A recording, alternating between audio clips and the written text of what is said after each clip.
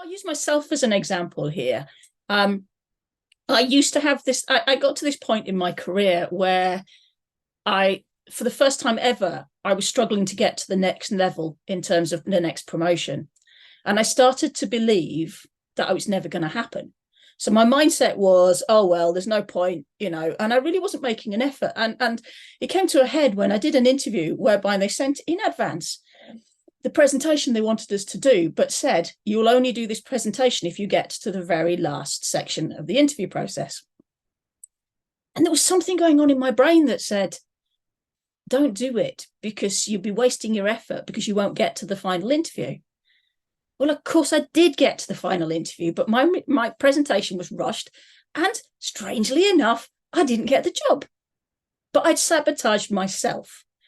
So the thing around mindset coaching is, and this is when I was really introduced to it, was I was working with an exceptional coach within the school at this point. He was brought into the school. He was an external person, but he was exceptional.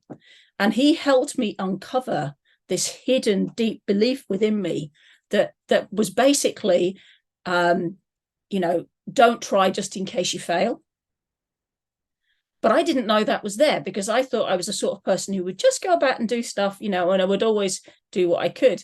But this had come into my thinking and he helped me identify it. And as a result, I went on to get a headship. So there's a direct impact of the mindset coach and its effect on me, meaning that I got the promotion that I'd gone through 11 interviews to try and get. And previously I'd got the job on either the first or second interview, so you can imagine that this was a real shock to the system, and I went from trying too hard, which is the other thing I used to do, to self-sabotaging on failure. And there's so many things that we all do in our career. We have a belief as a female, perhaps, that we might need to only bring our masculine energy to the business. And so we ignore the emotional sides of ourselves, and we don't use our intuition in the way that we should. And by mindset coaching, we can change that belief that you have to show up in a masculine way. And it's a really deeply held one because it's the experiences we have that make us feel that.